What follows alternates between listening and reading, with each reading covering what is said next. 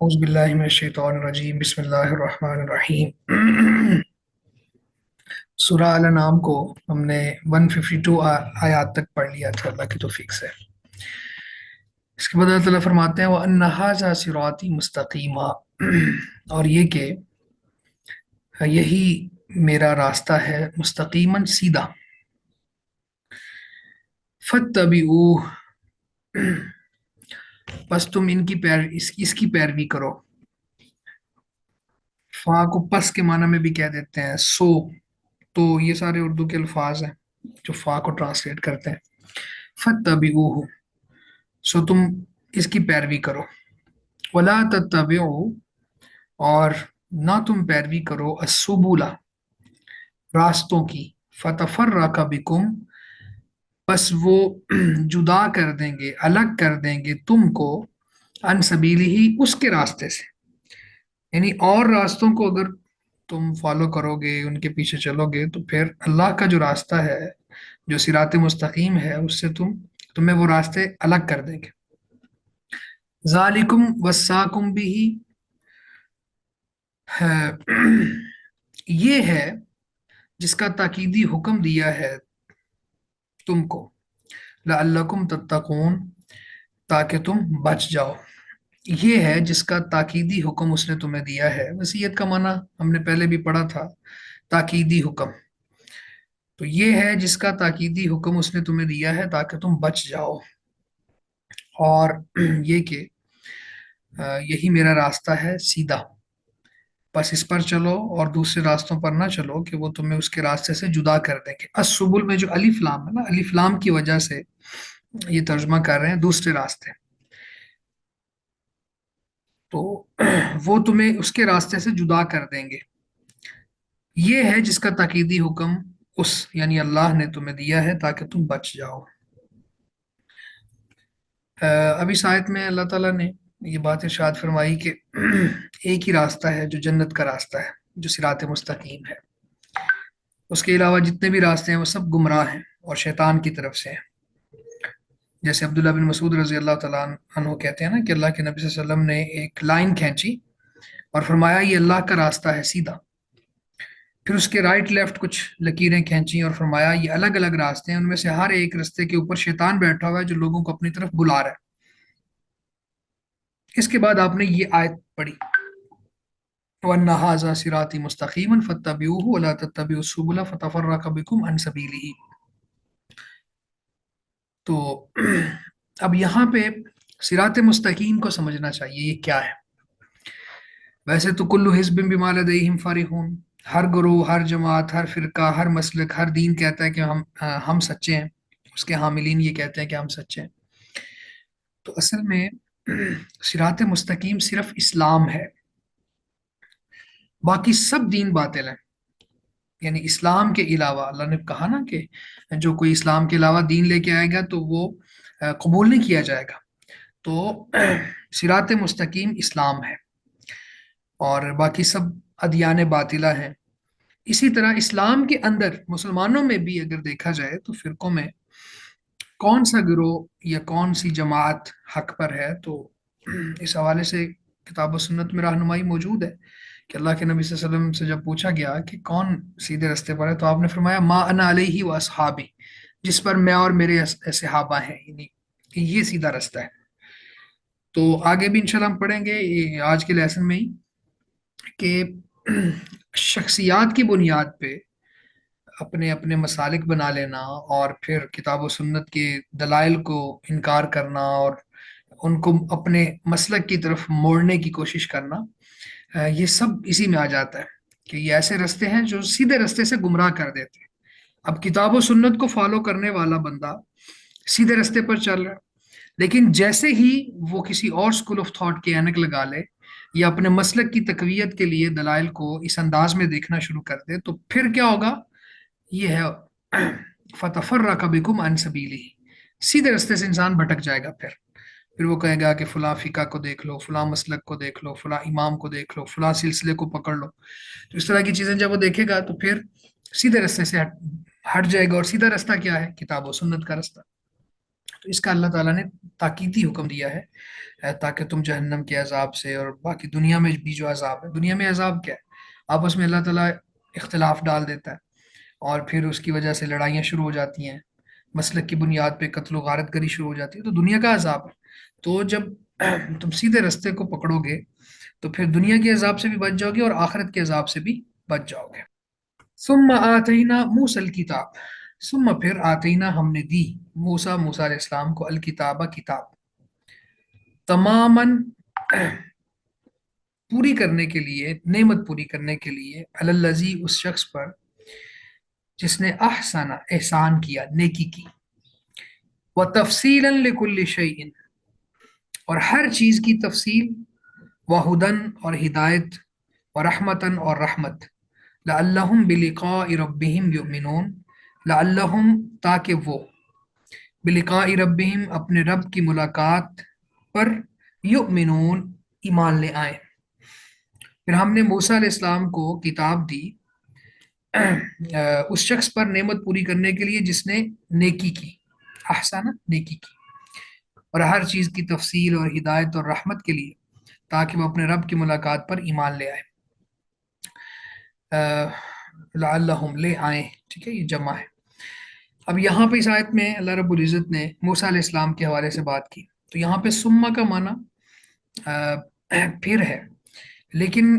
یہ جو ہے یہ زمانے کی ترتیب کے لیے نہیں ہے۔ زمانے کی ترتیب کا مطلب کیا ہے کہ اللہ کے رسول کے بعد موسیٰ آئے؟ نہیں، ایسی بات نہیں ہے، بلکہ یہ ذکر کرتے ہوئے، یعنی یہاں پہ جو چیزیں منشن کی جا رہی ہیں اس میں بعد میں آیا ہے، تو اس لیے اس کو کہتے ہیں ترتیب ذکری، تو ذکر کرنے کی ترتیب، تو سمہ کا معنی پھر۔ تو اللہ تعالیٰ فرماتے ہیں پھر ہم نے موسیٰ علیہ السلام کو کتاب دی، اور تماماً الذی احسن، یعنی جو بندہ نیکی کرے اس کے لیے نعمت پوری پوری ہو گئی، یعنی یہ کتاب ہے اللہ کی طرف سے آئی ہوئی ہے، اور یہ بندہ احسان کرنے والا ہے، نیکی کرنے والا ہے، اس کتاب کو فالو کرنے والا ہے، تو ظاہر ہے موسیٰ علیہ السلام کی کتاب موسیٰ کی امت پر اس پر عمل کرنا لازم تھا، تو جو بندہ عمل کرے گا تو وہ کتاب اس کی رہنمائی کرے گی، یہ ماضی میں ہے، ٹھیک ہے۔ یہ آخری کتاب، آخری نبی آنے کے بعد یہ پہلی ساری امتوں کے احکامات، شریعتیں، یہ سب منسوخ ہو گئی ہیں، اللہ کہ شرع من قبلنا میں سے کسی کو ہماری شریعت کہہ دے کہ یہ بھی آپ مانیں، تو باقی کتاب بھی، وہ کتابیں اللہ کی طرف سے تھی، ان پر ایمان لانا ہمارا ایمان کا ایک آرٹیکل ہے، لیکن ان کی وہ بات ماننا جو ہماری شریعت کے ساتھ میچ نہیں کرتی، یا ہماری شریعت اس کی تصدیق نہیں کرتی، تو یہ بات ٹھیک نہیں ہے۔ تو اللہ تعالیٰ فرماتے ہیں کہ ہم نے موسیٰ کو کتاب دی اس شخص پر نعمت پوری کرنے کے لیے جس نے نیکی کی، تو نیکی کیا ہے؟ سب سے بڑی نیکی ایمان ہے، کہ اللہ تعالیٰ کے اوپر ایمان لایا جائے، اللہ کی کتاب پر ایمان لایا جائے، اس کے رسول پر ایمان لایا جائے، اور اسی طرح فرشتوں پر، اچھی بری تقدیر پر، آخرت کے دن پر ایمان لائے۔ تو اسی طرح تفصیل لکل شیء، ہر چیز کی تفصیل اس میں اللہ تعالیٰ نے، جو اللہ کی طرف سے کتاب نازل ہو رہی ہے اس میں ہر چیز کی تفصیل ہوگی۔ ظاہر ہے اللہ تعالیٰ مخلوق کو جانتا ہے، اپنے بندوں سے واقف ہے، ان کے دل کے معاملات سے بھی واقف ہے، تو پھر ہر چیز کا علاج اور ہر چیز کی تفصیل اللہ تعالیٰ وہی کے ذریعے اتاریں گے۔ وہدن اور ہدایت، اور رحمت لعلہم بلقاء ربہم یؤمنون۔ اب یہ جو بات ہے نا کہ شاید کہ وہ اپنے رب کی ملاقات پر ایمان لے آئیں، تو کتابوں کے نزول کا مقصد، انبیاء کے آنے کا مقصد، سب سے بڑا مقصد توحید ہے، اور اس کے بعد پھر آخرہ پر ایمان ہے۔ اللہ رب العزت کی ملاقات کی یقین کا معنی کیا ہے؟ اس پر ایمان لانے کا معنی کیا ہے؟ کہ مرنے کے بعد ایک زندگی ہے جہاں پہ اللہ کے پاس جانا ہے، اس کے سامنے کھڑا ہونا ہے، اس نے سوالات کرنے ہیں، نامہ مال دائیں بائیں ہاتھوں میں ملے گا، اور پھر جنت اور جہنم کا فیصلہ ہوگا۔ تو آخرہ پر ایمان بہت ضروری ہے۔ تو جو بندہ آخرہ کو نہیں مانتا، وہ بھلے باقی 5 آرٹیکلز کو مانتا پھرے، تو شریعت کہتی ہے کہ اس کا ایمان ہی نہیں ہے۔ تو جو اللہ تعالیٰ سے ملاقات کی امید رکھتا ہے اور اس کو پسند کرتا ہے، تو اللہ تعالیٰ بھی اس کی ملاقات کو پسند کرتے ہیں۔ من احب لقاء اللہ احب اللہ لقاءہ، اللہ کے رسول فرماتے ہیں جو اللہ تعالیٰ سے ملاقات کی کو پسند کرتا ہے، لائک کرتا ہے اس بات کو کہ میں اپنے رب کو ملوں، تو اللہ تعالیٰ بھی اس سے ملنا پسند کرتے ہیں۔ تو یہ ملاقات کا وقت آنا ہی آنا ہے۔ اور یہ آخرہ پر ایمان ہے۔ وَهَذَا كِتَابٌ أَنزَلْنَاهُ مُبَارَكٌ فَاتَّبِعُوهُ، وَهَذَا کتاب، اور یہ عظیم کتاب ہے، انزلناہ، ہم نے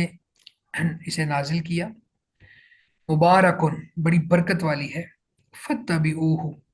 بس اس کی پیروی کرو، واتقو،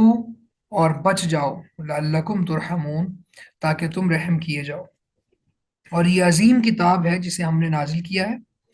بڑی برکت والی ہے، بس اس کی پیروی کرو اور تقوی اختیار کرو، بچ جاؤ، چھوٹے بڑے گناہ سے بچ جاؤ، لعلکم ترحمون، تاکہ تم پر رحم کیا جائے۔ اب یہاں سے اللہ تعالیٰ قرآن مجید کی عظمت کا ذکر فرما رہے ہیں کہ یہ جو کتاب ہے قرآن مجید، یہ بہت عظیم کتاب ہے اور اس کو ہم نے نازل کیا ہے۔ آپ دیکھیں کہ یہاں پہ مختلف انداز میں اس کتاب کی عظمت کو بیان کیا، کتاب تنوین تعظیم کے لیے ہے، یہ ایک عظیم کتاب ہے، بڑی عظمت والی ہے، انزلناہ،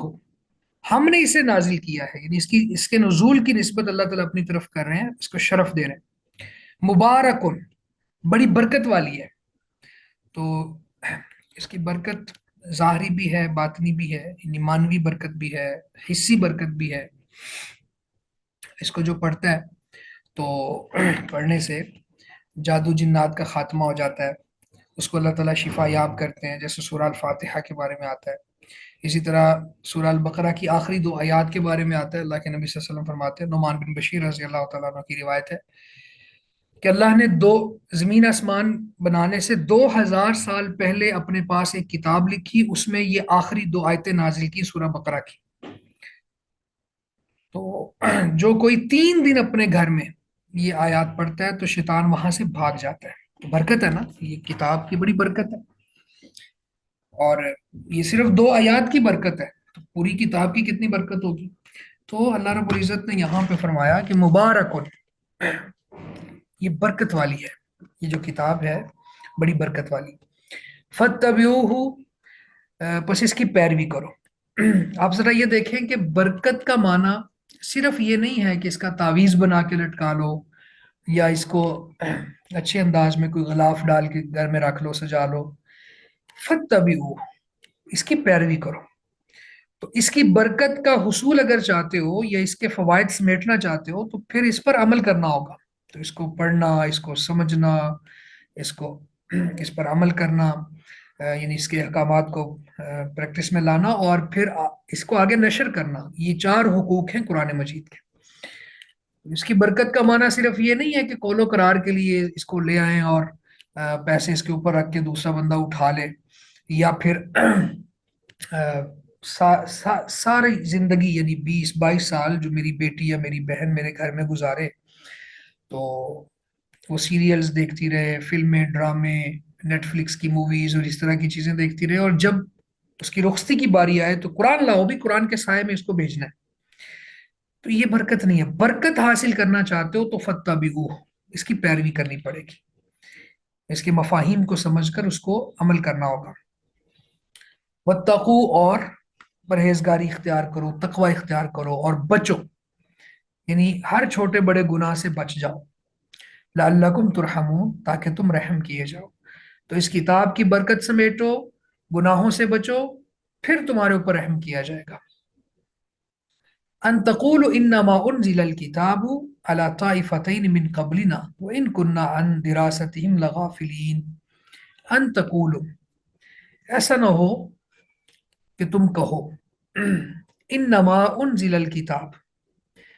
کہ یقیناً کتاب تو نازل کی گئی، علی طائفتین من قبلنا، 2 گروہوں پر جو ہم سے پہلے تھے، ہم سے پہلے 2 گروہوں پر کتاب اتاری گئی۔ ایسا نہ ہو کہ تم کہو کہ کتاب تو صرف ان 2 گروہوں پر اتاری گئی جو ہم سے پہلے تھے، وَإِن كُنَّا عَن دِرَاسَتِهِمْ لَغَافِلِينَ، اور ان کننا، بے شک ہم تھے، عن دراستہم، اس کے پڑھنے پڑھانے سے، لغافلین، البتہ بے خبر، اور بے شک ہم ان کے اس کے پڑھنے پڑھانے سے یقیناً بے خبر تھے، دراستہم، ان کے پڑھنے پڑھانے سے۔ اب یہاں پہ اللہ رب العزت نے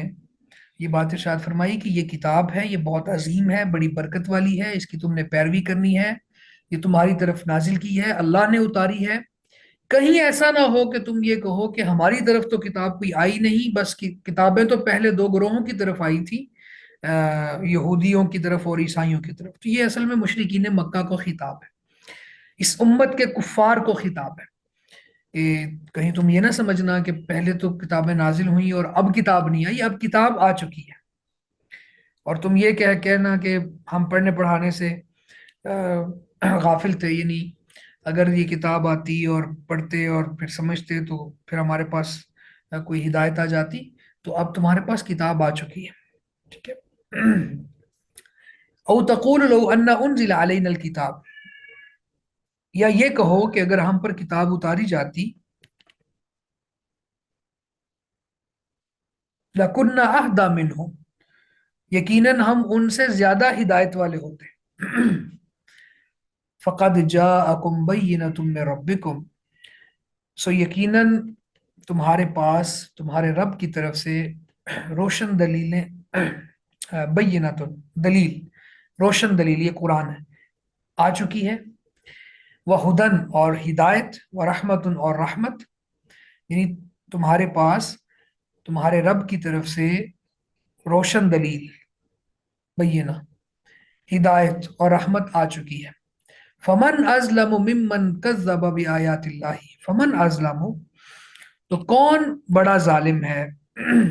ممن، اس شخص کی نسبت، کذب بآیات اللہ، جو اللہ کی آیات کو جھٹلائے،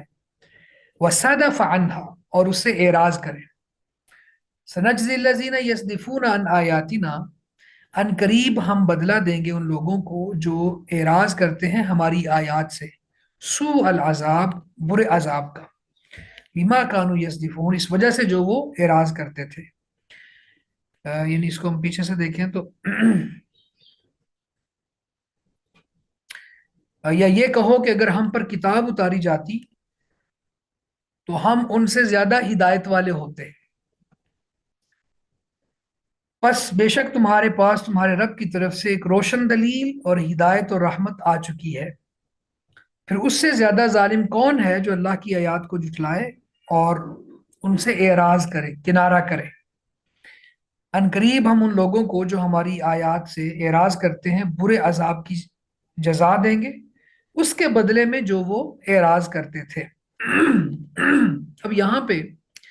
اس آیہ مبارکہ میں اللہ تعالیٰ فرماتے ہیں کہ اب تمہارے پاس کوئی عذر نہیں رہا، کہ تم یہ بھی کہہ سکتے تھے نا کہ اگر ہمارے پاس کتاب آتی، اللہ کی طرف سے ہدایت آتی، تو ہمارے پاس زیادہ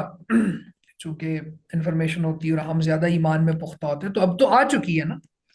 اب تو اللہ کی طرف سے واضح دلیل آ گئی ہے، قرآن مجید، جو ہدایت بھی ہے، رحمت بھی ہے،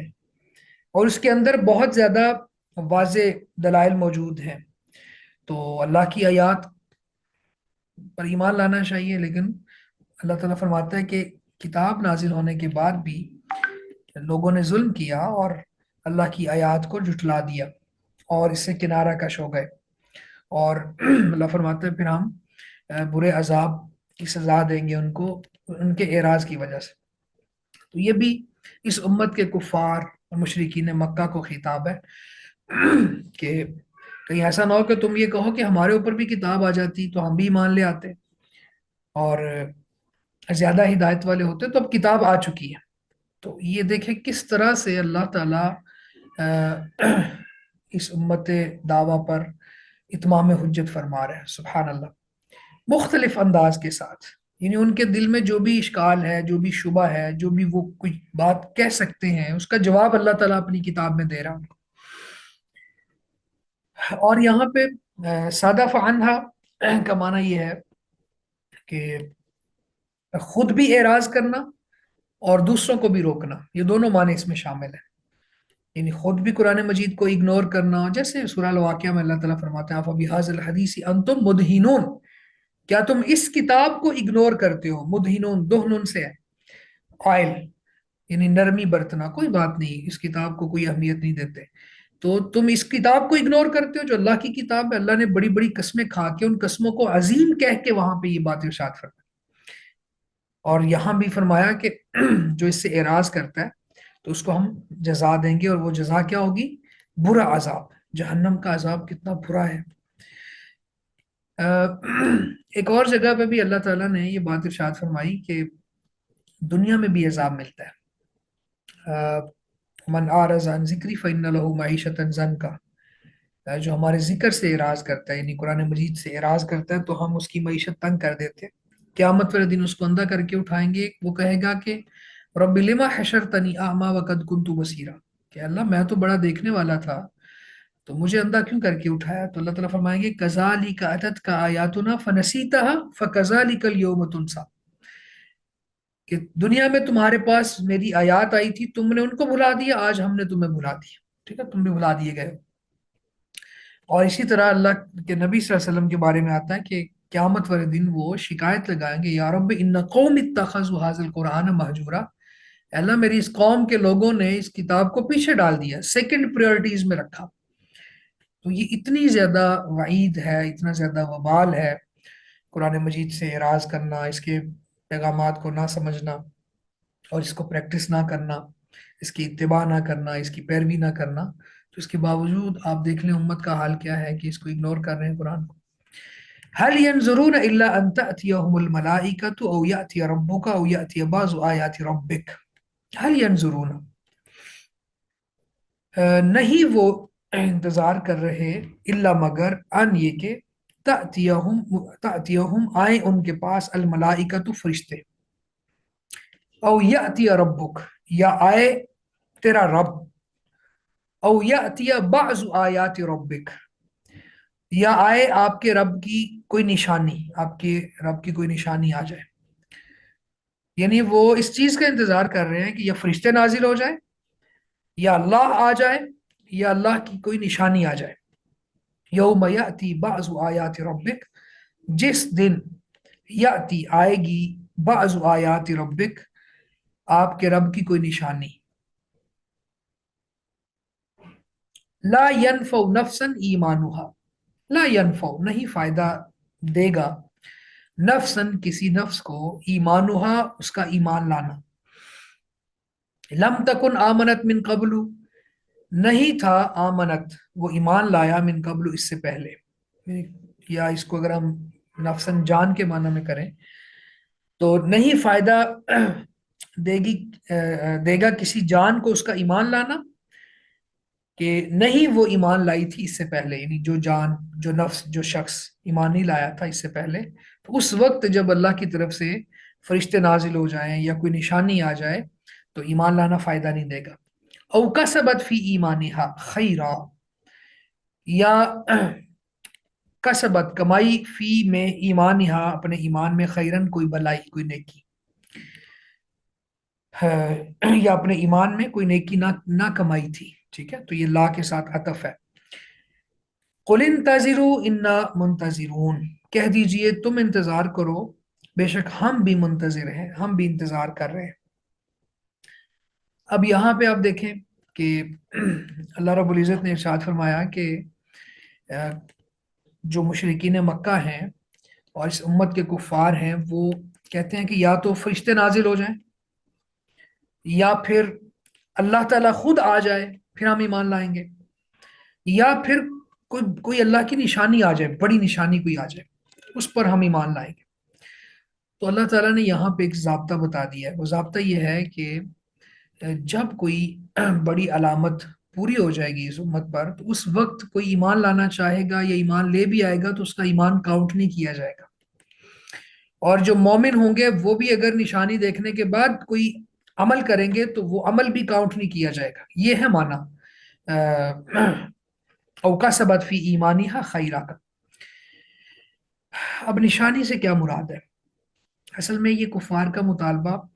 یہاں پہ ہی نہیں، بہت سے مقامات پہ سورہ بنی اسرائیل میں بھی ہے، سورہ الفرقان میں بھی ہے، مختلف انداز سے وہ کہتے تھے کہ لولا انزل علینا الملائکہ او نرا ربنا، ہم پر فرشتے نازل کیوں نہیں ہوتے، ہم اپنے رب کو کیوں نہیں دیکھتے، ہم دیکھیں گے تو ایمان لائیں گے۔ ٹھیک ہے، تو یہ ساری چیزیں وہ کرتے رہے، لیکن اللہ تعالیٰ فرماتا ہے کہ پھر ایک وقت آئے گا کہ جب اللہ کی طرف سے کوئی نشانی آ جائے تو پھر ایمان قابل قبول نہیں ہوگا۔ اس حوالے سے مختلف احادیث ہیں، مثلا ایک حدیث وہ ہے کہ اللہ کے نبی صلی اللہ علیہ وسلم فرماتے ہیں قیامت قائم نہیں ہوگی جب تک سورج اپنے مغرب سے طلوع نہیں ہوگا۔ تو مغرب سے طلوع ہوگا جب اسے لوگ دیکھیں گے تو جو بھی زمین پر ہوں گے ایمان لے آئیں گے۔ تو یہ وہ وقت ہوگا جب کسی جان کو اس کا ایمان فائدہ نہیں دے گا جو اس سے پہلے ایمان نہیں لائی تھی۔ تو اس سے پہلے اگر ایمان لائی ہے تو وہ ایمان کاؤنٹ کیا جائے گا، لیکن یہ ایک نشانی دیکھنے کے بعد کہ سورج مغرب کی بجائے مشرق سے طلوع ہو گیا، سوری مشرق کی بجائے مغرب سے طلوع ہو گیا، تو اس وقت لوگ ایمان لائیں گے تو وہ ایمان اس کا کوئی اعتبار نہیں ہوگا۔ اسی طرح ایک اور روایت میں اللہ کے نبی صلی اللہ علیہ وسلم فرماتے ہیں کہ تین نشانیاں جب ظاہر ہو جائیں گی تو کسی شخص کو اس کا ایمان فائدہ نہیں دے گا جو اس سے پہلے ایمان نہیں لایا تھا یا اپنے ایمان میں کوئی نیکی نہ کمائی تھی۔ یہ ہے نا، قرآن میں بھی ہے اوکسبت فی ایمانہا خیرا، وہاں بھی ہے کہ اپنے ایمان میں کوئی نیکی نہیں کمائی تھی۔ تو اس میں ایک سورج کا مغرب سے طلوع ہونا، دجال کا آ جانا، اور زمین سے جانور کا نکلنا، دابت الارض جو زمین سے نکلے گا اور لوگوں سے کلام کرے گا، بات کرے گا، تو یہ بھی بہت بڑی نشانی ہوگی قیامت کی۔ اسی طرح یعنی باقی روایات میں سے بھی یہ معلوم ہوتا ہے کہ جب کوئی بڑی نشانی پوری ہو جائے اللہ کی طرف سے تو اس وقت پھر ایمان قابل قبول نہیں ہوگا۔ تو یہ معنی ہے یہاں پہ اللہ رب العزت کے اس فرمان کا، جو اللہ تعالیٰ فرما رہے ہیں کہ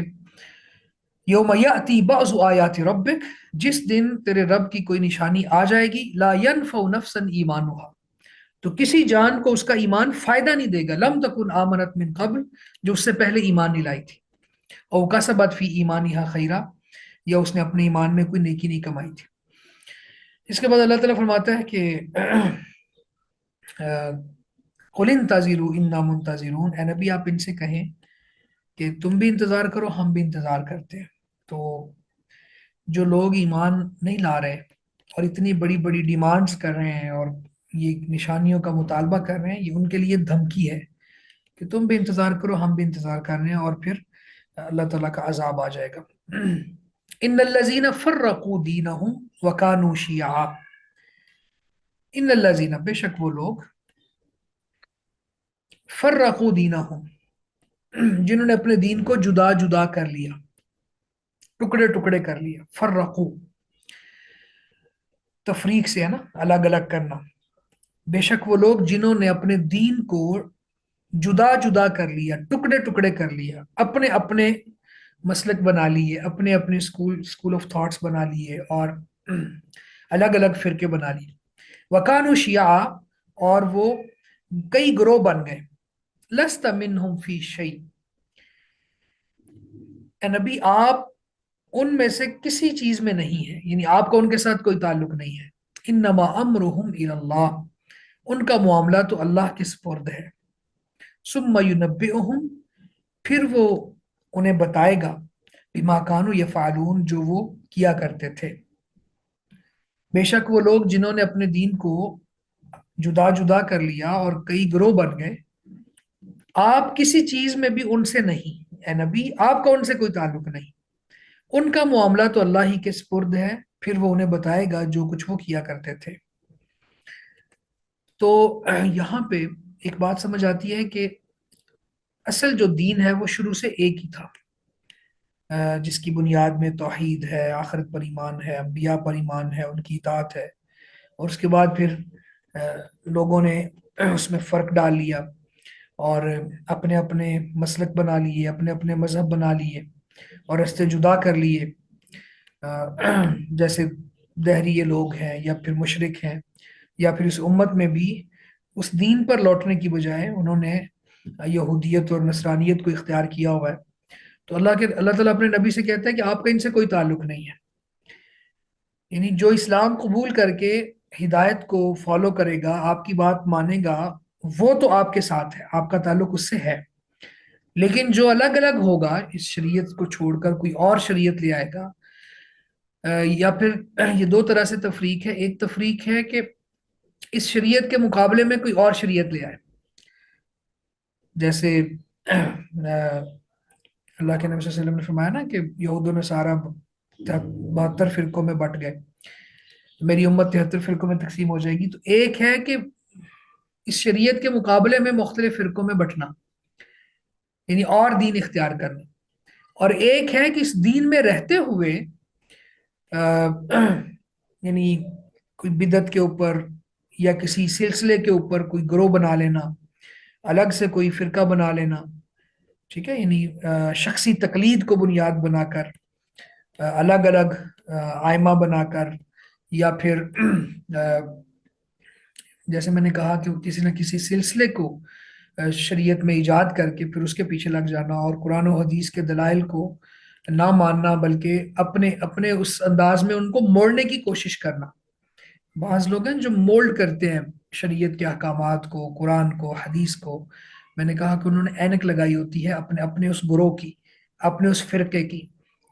تو جب اس اینک سے وہ دلائل دیکھتے ہیں تو ان کو پھر وہی چیزیں نظر آتی ہیں، وہ اس کو اپنی طرف موڑنا چاہتے ہیں۔ تو یہ دونوں طرح کے لوگوں کی مذمت کی اللہ تعالیٰ نے یہاں پر، کہ نبی کا اس کے ساتھ کوئی تعلق نہیں ہے، نبی ایک ہی صراط مستقیم والا رستہ بتا کے گئے ہیں، کوئی دوسرا رستہ نہیں ہے، اور اس رستے کی پہچان یہ ہے کہ جو کتاب و سنت پہ چلتا رہے، اور اسی طرح سے ما انا علیہ و صحابی، جس پر اللہ کے نبی صلی اللہ علیہ وسلم کاربند رہے اور صحابہ بھی اس پر کاربند رہے۔ اب یہاں پہ ایک سوال پیدا ہوتا ہے کہ صحابہ میں بھی تو اختلاف تھا، تو یہ بھی سمجھ لیں، صحابہ کا جو اختلاف تھا، سوچ کا اختلاف، سمجھنے کا اختلاف، اجتہاد کا اختلاف، یا کسی کے پاس علم زیادہ تھا یا کسی کے پاس علم کم تھا تو علم کی کمی بیشی کا اختلاف، یہ اختلاف وہ نہیں ہے جو یہاں بیان ہوا، یہ فرقہ نہیں ہے۔ فرقہ تب بنتا ہے کہ جب آپ کسی ایک شخص یا کسی اپنے یعنی اجتہاد کو ایک جماعت کا نام دے دیں، اس کی بنیاد پہ ایک فرقہ کھڑا کر دیں، اس کی بنیاد پہ باقی سب لوگوں کو کافر کہہ دیں، باقی سب لوگوں کو نہ کہیں کہ یہ حق پر نہیں ہے، ٹھیک ہے۔ تو یہ سوچنے سمجھنے کا اختلاف تو یہ ایک ورائٹی ہے اور یہ حسن ہے، اور اسی طرح اجتہاد کے اندر بھی اللہ کے رسول کا فرمان ہے کہ مجتہد اگر اخلاص نیت کے ساتھ اجتہاد کرتا ہے اور وہ درستگی کو نہیں پاتا تو بھی ایک اجر اس کو مل جاتا ہے، اور اگر وہ ایکوریسی تک پہنچ جاتا ہے تو اس کو دوہرا اجر مل جاتا ہے، تو یہ تو حسن ہوا پھر۔ لیکن اس کی بنیاد پہ فرقہ بنا لینا، اب صحابہ کے اندر بعض مسائل میں، فقہی مسائل میں اختلاف تھا، لیکن کسی صحابی نے اس کی بنیاد پہ فرقہ بنا کے الگ نہیں ہوا، یعنی جماعت سے الگ نہیں ہوا، اللہ کے رسول کا جو صراط مستقیم ہے اس سے الگ نہیں ہوا۔ اس آیت میں اللہ رب العزت نے یہ بات ارشاد فرمائی کہ وہ لوگ جنہوں نے اپنے دین کو جدا جدا کر لیا اور وہ کئی گروہوں میں منقسم ہو گئے، تو اے نبی آپ کو ان کے ساتھ پھر کوئی تعلق نہیں ہے، ان کا معاملہ اللہ کے سپرد ہے، تو اللہ تعالیٰ بتائے گا کہ یہ کام غلط تھا۔ ابھی تو وہ خوش ہے نا کہ ہم نے اپنے الگ الگ گروہ بنا لیے ہیں اور اپنے اپنے امام کو پیشوا بنا لیا ہے، اور اپنے امام یا مرشد کی غلط باتوں پر بھی اڑ گئے ہیں اور اس کی جسٹیفیکیشن کر رہے ہوتے ہیں۔ تو قیامت والے دن اللہ تعالیٰ فرماتے ہیں میں ان کو بتاؤں گا کہ یہ کیا کر کے آئے ہیں۔ اس کے بعد اللہ تعالیٰ فرماتے ہیں من جاء بالحسنۃ فلہ عشر امثالھا، من جاء جو آئے گا بالحسنۃ ایک نیکی کے ساتھ، فلہ عشر امثالھا تو اس کے لیے اس کی 10 مثالیں ہیں، یعنی اس جیسی 10 نیکیاں ہوں گی۔ ومن جاء بالسیئۃ اور جو ایک برائی لے کے آئے گا، جو برائی لے کے آئے گا، فلا یجزا الا مثلہا تو اس کو بدلہ نہیں دیا جائے گا مگر ایک گناہ ہی، اسی کے مثل، یعنی ایک گناہ۔ وہم لا یظلمون اور ان پر ظلم نہیں کیا جائے گا۔ جو شخص نیکی لے کر آئے گا تو اس کے لیے اس جیسی 10 نیکیاں ہوں گی، اور جو برائی لے کے آئے گا سو اسے بدلہ نہیں دیا جائے گا مگر اسی کے مثل، یعنی ایک گناہ، اور ان پر ظلم نہیں کیا جائے گا۔ اب یہاں پہ یہ اللہ تعالیٰ کی رحمت کی بہت بڑی دلیل ہے یہ آیت بھی، اور اس کے ساتھ ہم ایک حدیث کو بھی ملا لیں تو پھر سمجھ آتی ہے۔ اللہ کے نبی صلی اللہ علیہ وسلم فرماتے ہیں کہ جو شخص نیکی کا ارادہ کرے اور نیکی نہ کرے، صرف ارادہ کرے تو اسے اس کے لیے ایک نیکی لکھ دی جاتی ہے، اور اگر وہ نیکی کر بھی لے تو 10 سے لے کر 700 گنا اور اس سے بھی آگے بڑھا دی جاتی ہے۔ اور جو شخص برائی کا ارادہ کرے پھر برائی نہ کرے تو بھی اس کے لیے پوری ایک نیکی لکھ دی جاتی ہے، سبحان اللہ۔ اور اگر برائی کا ارادہ کیا اور پھر اسے برائی کو کر بھی لیا تو اس کے لیے ایک برائی لکھی جاتی ہے، وہاں پہ نیکی کر لی تو 10 سے لے کے 700 گنا اور اس سے بھی آگے، لیکن یہاں پہ ایک برائی کا بدلہ ایک ہی برائی، یا اللہ تعالیٰ اسے بھی مٹا دیتا ہے اگر وہ توبہ کر لیتا ہے اور یا پھر کوئی نیکی کرتا ہے، کیونکہ نیک عمل جو ہے وہ یا اس کی وجہ سے گناہ ختم ہو جاتے ہیں۔ ان الحسنات یذہبن السیئات، بے شک جو نیکیاں ہیں وہ برائیوں کو مٹا دیتی ہیں، تو اللہ تعالیٰ اسے بھی مٹا دیتا ہے۔ تو اللہ کے ہاں ہلاک نہیں ہوتا مگر جو ہلاک ہونے والا ہو، یعنی جو بندہ بہت ہی زیادہ سرکش ہے، ہٹ درم ہے، اور اپنے اعمال کو رویے کو ریوائز نہ کرنے والا ہے، تو وہی اللہ کے ہاں ہلاک ہوتا ہے۔ تو آپ دیکھیں کہ کس قدر اللہ تعالیٰ نے یہاں پہ نیکی کا بدلہ رکھا۔ تو اس آیت میں بھی اللہ تعالیٰ فرماتے ہیں کہ جو نیکی لے کے آئے گا تو اس کے لیے اس جیسی 10 نیکیاں ہوں گی، اور جو برائی لے کے آئے گا تو اسے صرف ایک برائی کا ہی بدلہ دیا جائے گا، اور اگر برائی کا ارادہ کر کے برائی نہیں کرتا تو بھی اس کو نیکی دے دی جائے گی۔ تو یہ اللہ تعالیٰ کی طرف سے ایک اعزاز ہے۔ اور آپ یہ دیکھیں کہ یعنی اللہ تعالیٰ کے پاس اجر کی کمی نہیں ہے۔ اس آیت سے ہمیں یہ بات سمجھ آتی ہے کہ اللہ تعالیٰ کے پاس اجر و فضل کی کمی نہیں ہے، اور نہ ہی ہم اللہ کی رحمت کو محدود کر سکتے ہیں۔ تو اللہ تعالیٰ کے پاس بہت زیادہ اجر ہے۔ قل اننی ہدانی ربی الی صراط مستقیم،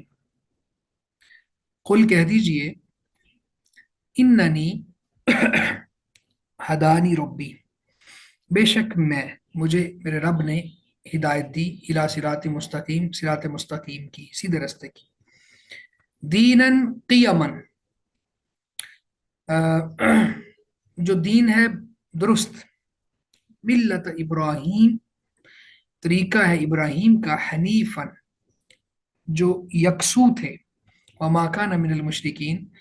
اور وہ مشرکوں میں سے نہیں تھے۔ کل نبی اب کہہ دیں کہ بے شک مجھے میرے رب نے سیدھے رستے کی طرف ہدایت دی ہے، جو سیدھا ہے، دین ہے سیدھا، اور جو ابراہیم علیہ السلام کا طریقہ ہے جو یکسو تھے اور وہ مشرکوں میں سے نہیں تھے۔ تو یہ قیامن، یہ قیامن کے معنی میں آتا ہے کہ نہایت مضبوط، سیدھا، اور ابراہیم علیہ السلام مشرک نہیں تھے۔ تو ابراہیم علیہ السلام کی مثالیں دے دے کے اللہ تعالیٰ سمجھاتا ہے کہ جس طرح وہ کفر اور شرک کے خلاف سیسا پلائی دیوار بنے رہے، اور کوئی مداہنت سے کام نہیں لیا، کوئی مفاہمت سے کام نہیں لیا انہوں نے، توحید میں ایسی مفاہمت یا ایسی مداہنت جس سے توحید میں خلل آئے وہ حرام ہے۔ تو ابراہیم علیہ السلام نے تو قدم قدم پر کفار سے، مشرکین سے، معبودان باطلہ سے برات کا اعلان کیا۔ تو وہ آئیڈیل ہے ہمارے لیے توحید میں۔ تو یہاں پہ اللہ تعالیٰ فرماتا ہے کہ ان سے کہو کہ میں ابراہیم کی طرح ہوں جو یکسو تھے اور وہ مشرک نہیں تھے، اور اللہ نے مجھے سیدھے رستے کی طرف رہنمائی دی ہے، جو دین انتہائی مضبوط دین ہے، بالکل سیدھا دین ہے۔ قل ان صلاتی و نسکی و محیای و مماتی للہ رب العالمین، قل کہہ دیجئے ان بے شک، صلاتی میری نماز، و نسکی اور میری قربانی، نسک جو ہے یہ عبادت کے معنی میں آتا ہے، ذبح کرنا، قربانی کرنا، حج، یہ سارے معنی آتے ہیں اس کے۔ تو یہاں زیادہ جو راجح معنی ہے وہ قربانی، میری قربانی، و محیایا اور میری زندگی، و مماتی اور میری موت، للہ رب العالمین، اس اللہ کے لیے ہے جو جہانوں کا رب ہے۔ کہہ دیجئے بے شک میری نماز، میری قربانی اور میری زندگی اور میری موت اللہ کے لیے ہے جو جہانوں کا رب ہے۔ تو یہاں پہ سب سے پہلے کہا میری نماز، الصلاۃ، تو نماز چونکہ دل کی عبادت بھی جمع ہو گئی، زبان کی عبادت بھی جمع ہو گئی، جسم کے اعضاء کی عبادت بھی جمع ہو گئی، تو یہ نماز بہترین عبادت ہے۔ اس میں تینوں طرح کی عبادات کا مجموعہ نماز ہے۔ اور نسک، قربانی، تو قربانی چونکہ کفار، ہم اسی سورہ الانعام میں پڑھ آئے ہیں کہ بتوں کے لیے، آستانوں کے لیے جانوروں کو چھوڑنا، پھر جانوروں کی حلال و حرام کی تقسیم اس طرح سے کرنا، تو میری قربانی اللہ کے لیے ہے، میں اللہ کے علاوہ کسی اور کے نام کا جانور نہیں چھوڑتا، میں اللہ کے علاوہ کسی اور کے نام پر جانور ذبح نہیں کرتا، میں اللہ کے علاوہ کسی اور کے نام کی قربانی نہیں کرتا، میری قربانی ہوگی تو صرف اللہ کے لیے ہوگی۔ وہ محیا اور میری زندگی، اور مماتی اور میری موت، یعنی زندگی اور موت، میں جیوں گا تو اللہ کے لیے، مروں گا تو اللہ کے لیے۔ تو زندگی اللہ کے لیے کا معنی کیا ہے کہ پوری زندگی میں اللہ سے یہ کہوں کہ اللہ میرے اوپر تیرا تصرف ہے، جس طرح چاہتا ہے مجھے استعمال کر لے، جو تو کہے گا میں وہی کرتا رہوں گا۔ یہ ہے کہ میری زندگی اللہ کے لیے ہے اور میری موت بھی اللہ کے لیے ہے۔ تو اس کا مطلب کیا ہے کہ میں اپنی موت کو ویسی موت بناؤں گا جو اللہ نے قرآن میں مجھے حکم دیا، وَلَا تَمُوتُنَّ إِلَّا وَأَنْتُمْ مُسْلِمُونَ، کہ اسلام کی حالت میں، فرما برداری کی حالت میں، اور میرا رب مجھ سے راضی ہو، میری جو میرا نفس ہے وہ مطمئن ہو، اس حالت میں اللہ کے پاس جاؤں اور اللہ تعالیٰ شہادت کی موت دے دے، تو کیا ہی بات ہے، کیونکہ سب سے بڑے اعزاز کی موت ہے وہ۔ تو میری زندگی بھی اللہ کے لیے، میری موت بھی اللہ کے لیے، للہ رب العالمین، اس رب کے لیے جو تمام جہانوں کا پالنے والا ہے۔ لا شریک لہ، اس کا کوئی شریک نہیں، وبذالک امرت، اور مجھے اسی بات کا حکم دیا گیا ہے، وانا اول المسلمین، اور میں حکم ماننے والوں میں سب سے پہلا ہوں۔ اے نبی ان سے کہیں کہ اس کا کوئی شریک نہیں ہے۔ تم یہ جو مجھے آفرز دیتے ہو نا کہ ایک سال ہمارے معبودوں کی آپ پوجا کر لیں، دوسرے سال ہم آپ کے معبود کی پوجا کر لیں گے، تو ایسی بات نہیں ہے۔ قل یا ایھا الکافرون لا اعبد ما تعبدون لا شریک لہ، یہاں پہ فرمایا کہ اس کا کوئی شریک نہیں ہے، مجھے اسی بات کا حکم دیا گیا ہے جو میں تمہیں پہنچا رہا ہوں۔ وانا اول المسلمین، اور میں پہلا فرما بردار ہوں۔ مسلم بمانا فرما بردار۔ تو یہاں تک رکھتے ہیں انشاءاللہ۔ بارک اللہ بکم، جزاکم اللہ خیر، السلام علیکم ورحمۃ اللہ وبرکاتہ۔